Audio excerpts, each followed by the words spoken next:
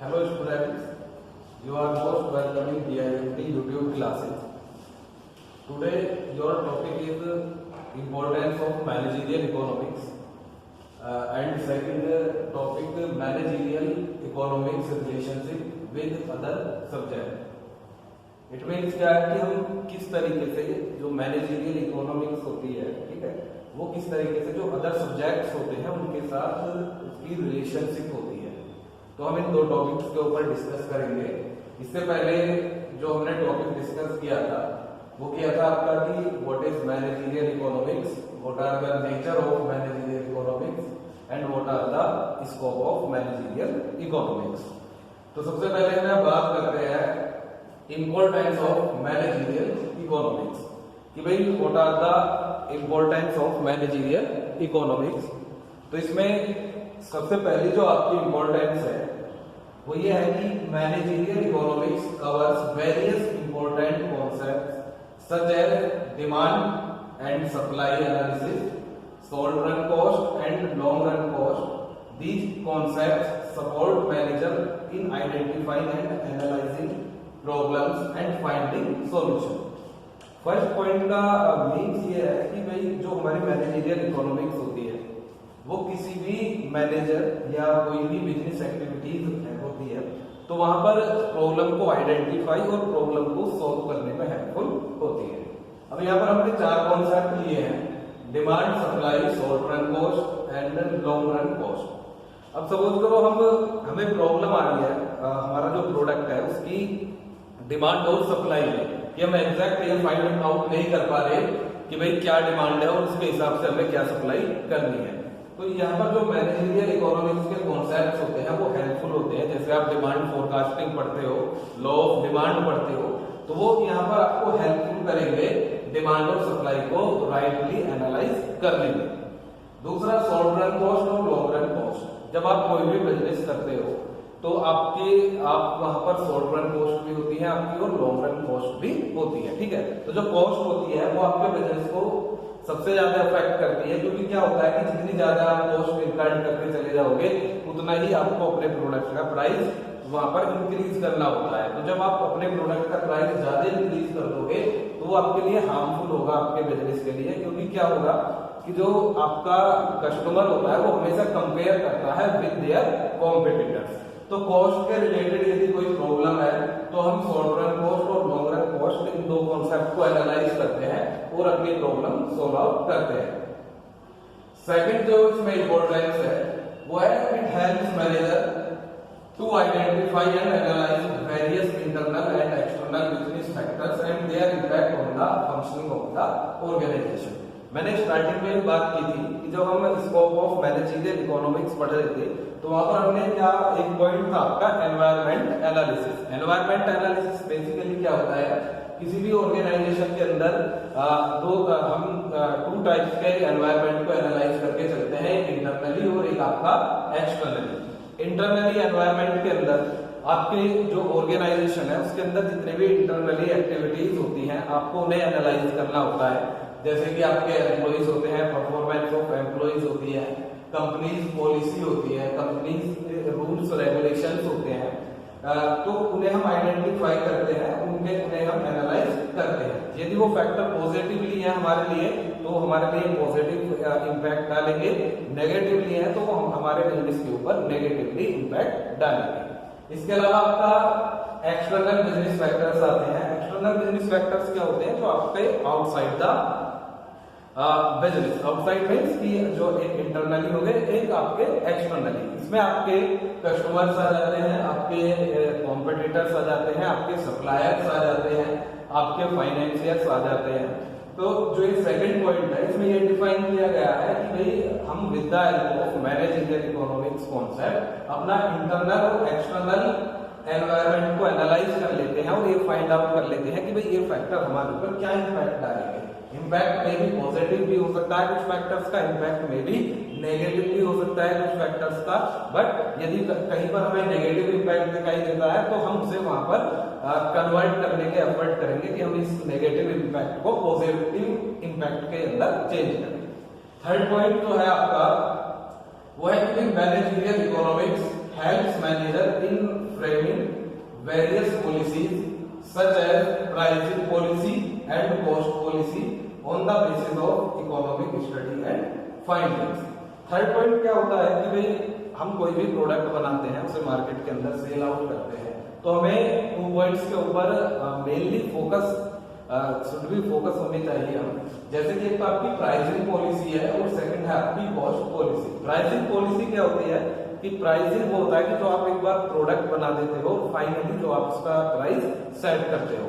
तो जो प्राइसिंग होती है उसके आपके बहुत सारे मेथड्स होते हैं जिन्हें आप आगे डिटेल में पढ़ोगे।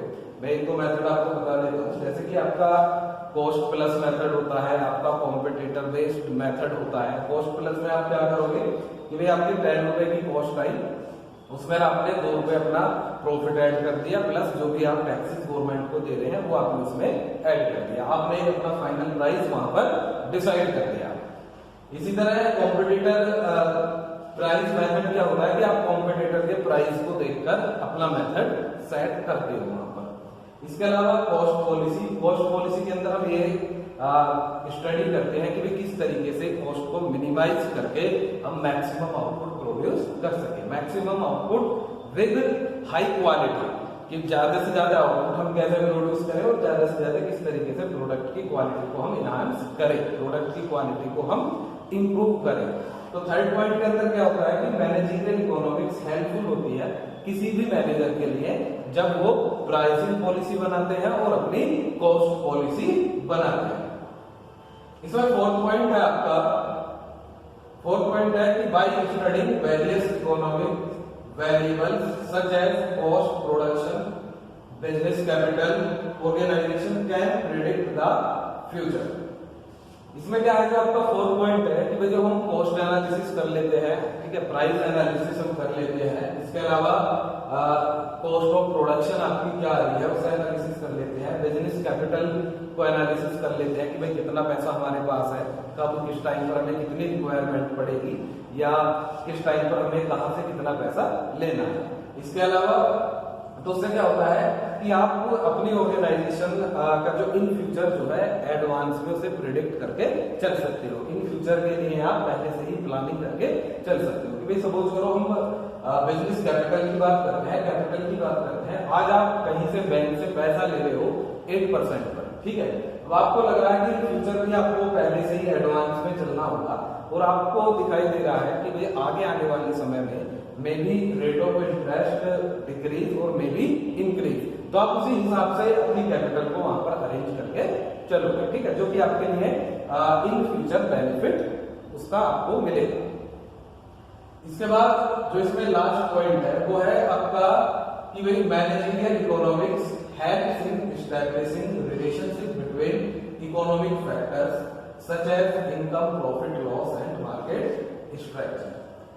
ये कुछ आपके इकोनॉमिक फैक्टर्स होते हैं, ठीक है। तो इकोनॉमिक्स क्या करती है, इकोनॉमिक्स फैक्टर्स में एक रिलेशनशिप मेंटेन करके चलते हैं हम, जिससे कि क्या है हमें जो भी हमारे डिसीजन मेकिंग्स हैं, ठीक है, वो इफेक्टिवली हम डिसीजन अपने ले सकते हैं और अपनी ऑर्गेनाइजेशन को हम इफेक्टिवली रन कर सकते हैं। अब जैसे भाई क्या हमें इनकम हो रही है, क्या हमें प्रॉफिट हो रहा है, क्या हमें लॉस हो रहा है, ठीक है, क्या हमारी मार्केट स्ट्रक्चर है, क्या हमारे मार्केट शेयर है, क्या हमारी मार्केट वैल्यू है, तो हम इन सारे पॉइंट्स को इनके बीच में एक रिलेशनशिप मेंटेन करके चलते हैं कि भाई बिजनेस है, अनसर्टेनिटी होती है बिजनेस के अंदर, मे बी प्रॉफिट भी आपको हो सकता है, मे बी लॉस भी इसके अंदर आपको हो सकता है। तो आप हम क्या करते हैं कि पहले से ही इनके बीच में एक रिलेशनशिप स्टैब्लिश करके चलते हैं कि भाई यदि लॉस हुआ तो हम किस तरीके से आगे रन करेंगे, प्रॉफिट हुआ तो किस तरीके से अपने बिजनेस को हम आगे इसका एक्सपेंशन करेंगे या किस तरीके से हम जो है वहां पर बेनिफिट गेन करेंगे।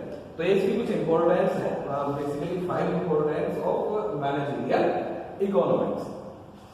अब उसके बाद जो हमारा नेक्स्ट टॉपिक है वो है आपका, ये जो अभी तक आपने 4 टॉपिक पढ़े हैं, 3 टॉपिक ये आपके बेसिक्स थे कि भाई व्हाट इज मैनेजरियल इकोनॉमिक्स क्या होती है सिंपली, इसके अलावा इसके क्या नेचर्स होते हैं, इसकी क्या स्कोप होते हैं और इसकी क्या इंपॉर्टेंस होती है। अब इसमें सेकंड टॉपिक क्या है आपका कि भाई managerial economics relationship with other subjects, कि जो आपके अदर सब्जेक्ट्स होते हैं जैसे आपका मैथमेटिक्स हुआ, स्टैटिक्स हुआ, आपका ओआर हुआ, अकाउंटेंसी आपकी हुई, ठीक है, इसके अलावा इकोनॉमिक्स आपकी हुई, कंप्यूटर साइंस हुई, कि उनके साथ किस तरीके से मैनेजरियल इकोनॉमिक्स की रिलेशनशिप होती है, किस तरीके से वो एक दूसरे के साथ इंटीग्रेट होते हैं, किस तरीके से एक दूसरे के साथ वो जुड़े हुए होते हैं।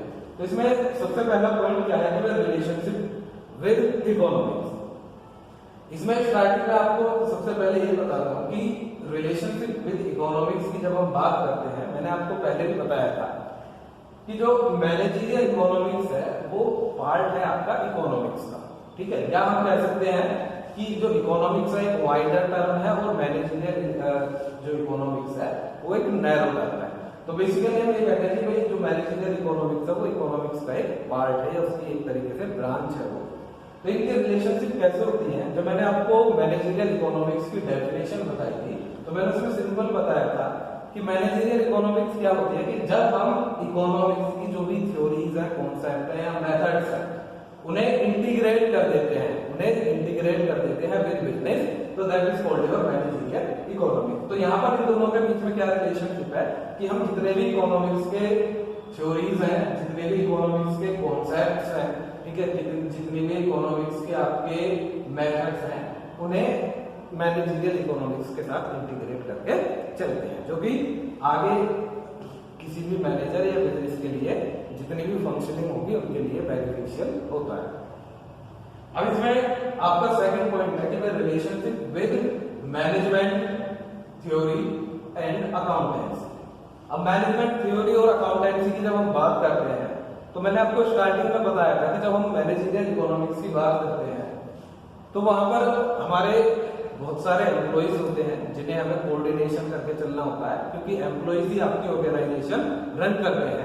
तो वहां पर जो है बहुत सारे आपकी जो मैनेजमेंट की थ्योरीज होती हैं या जो मैनेजमेंट के कॉन्सेप्ट्स होते हैं वो हेल्पफुल होते हैं कि भाई हाउ टू मैनेज एम्प्लॉइज, किस तरीके से हम जो हमारे एम्प्लॉइज है उन्हें मैनेज करें और किस तरीके से इनसे ज्यादा से ज्यादा जो है वहां पर उन्हें यूटिलाइज कर सके।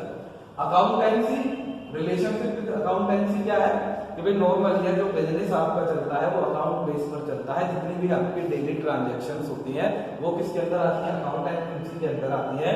जो भी आपके प्रॉफिट लॉस अकाउंट बनते हैं वो आपके अकाउंटिंग के अंदर आते हैं। इसके अलावा आपकी बैलेंस शीट बनती है, कैश फ्लो आपका होता है, कैश इनफ्लो आपका होता है, आउटफ्लो आपका होता है, तो वो सारी चीजें किसके अंदर आती हैं? जो आपकी अकाउंटेंसी के अंदर। तो इसलिए मैनेजरियल की इकोनॉमिक्स जो होती है उसकी रिलेशनशिप मैनेजमेंट थ्योरी और अकाउंटेंसी के साथ भी होती है। नेक्स्ट पॉइंट है कि रिलेशनशिप विद मैथमेटिक्स, कि किस तरीके से आपकी जो मैनेजरियल इकोनॉमिक्स है उसकी रिलेशनशिप है मैथमेटिक्स के साथ।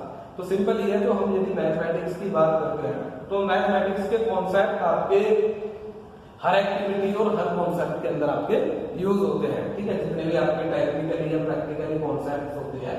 तो हम जो भी बिजनेस कर रहे हैं, जो भी आपके क्वांटिटेटिव टर्म में हम वर्क करते हैं इन न्यूमेरिकल पोर्शन में, तो वो सारा आपका किसमें होता है? तो मैथमेटिक्स होता है। इसलिए इसकी एक रिलेशनशिप किसके साथ है? आपके मैथमेटिक्स के साथ। उसके बाद जो है आपका फिर है रिलेशनशिप विद स्टैटिस्टिक्स। जो आपकी मैनेजरियल इकोनॉमिक्स है उसकी रिलेशनशिप स्टैटिस्टिक्स के साथ होती है, क्योंकि क्या होता है कि हम चाहे कोई भी सेल्स डेटा बना रहे हो, ठीक है, चाहे कोई भी प्रॉफिट लॉस का डेटा बनाते हो, वहां पर हम स्टैटिस्टिक्स टूल्स यूज करते हैं, ठीक है। कौन कौन से स्टैटिस्टिक्स टूल्स यूज करते हैं?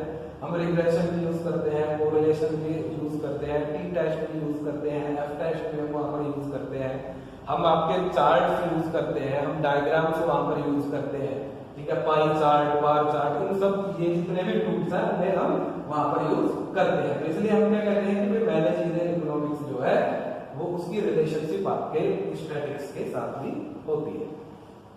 इसके बाद आपका जो नेक्स्ट पॉइंट है वो है आपका कि भाई रिलेशनशिप विद ऑपरेशन रिसर्च। ये भी आपका एक तरीके से मैथमेटिकल कॉन्सेप्ट है जो आपका ओआर होता है कि किस तरीके से मैनेजरियल इकोनॉमिक्स और जो आपका ओआर है उसमें रिलेशनशिप होती है। अब कैसे होती है कि जब हम ओआर की बात करते हैं तो ओआर में बहुत सारे कॉन्सेप्ट्स होते हैं, फिर हम सबकी बात नहीं करते।